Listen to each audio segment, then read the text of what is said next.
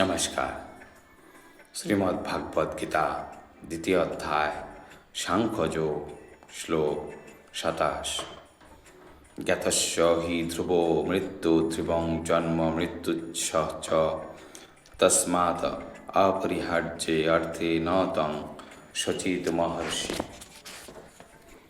জাতস্য অর্থাৎ যার জন্ম হয়েছে, হি অর্থাৎ যেহেতু, ধ্রুব অর্থাৎ নিশ্চিত, মৃত্যু অর্থাৎ মৃত্যু, ধ্রুবম অর্থাৎ নিশ্চিত, জন্ম অর্থাৎ জন্ম, মৃতস্য অর্থাৎ মৃতের, চ অর্থাৎ এবং, তস্মাৎ অর্থাৎ এতএব, অপরিহার্যে অর্থাৎ অবশ্যম্ভাবী, অর্থে অর্থাৎ বিষয়ে, ন অর্থাৎ নয়, তম অর্থাৎ তুমি, সচিতম অর্থাৎ শোক করা, অর্হসি অর্থাৎ উচিত। অনুবাদ: যার জন্ম হয়েছে তার মৃত্যু অবশ্যম্ভাবী, এবং যার মৃত্যু হয়েছে তার জন্মেও অবশ্যম্ভাবী। অতএব অপরিহার্য কর্তব্য সম্পাদন করার সময় তোমার শোক করা উচিত নয়। তাৎপর্য: জীবদ্দশাকৃত কর্ম অনুসারে কোনো বিশেষ দেহপ্রাপ্ত হয়ে আত্মা জন্মগ্রহণ করে।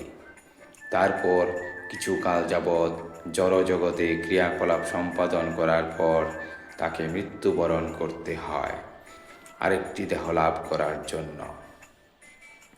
এভাবেই আত্মা জড়বন্ধন থেকে মুক্ত না হওয়া পর্যন্ত জন্ম মৃত্যুর চক্রে আবর্তিত হতে থাকে।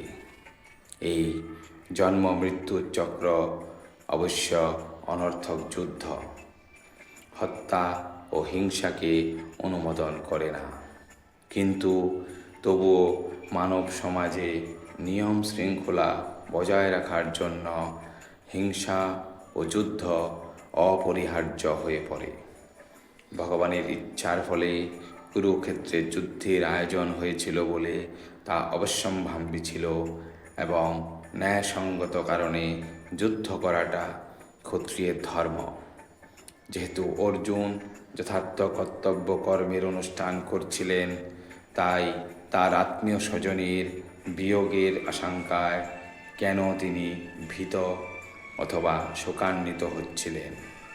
নিয়ম লঙ্ঘন করা তার পক্ষে সম্ভব ছিল না, আর তাই যে পাপ কর্মের ভয়ে তিনি ভীত ছিলেন তার ফল ভোগের অধিকারীও তিনি ছিলেন না। তার কর্তব্য কর্ম থেকে বিরত থাকলেও মৃত্যুর হাত থেকে তিনি তার আত্মীয় স্বজনদের রক্ষা করতে পারতেন না, কিন্তু ভুল কর্মপন্থা অবলম্বন করার জন্য তিনি অধোগামী হতেন। ধন্যবাদ।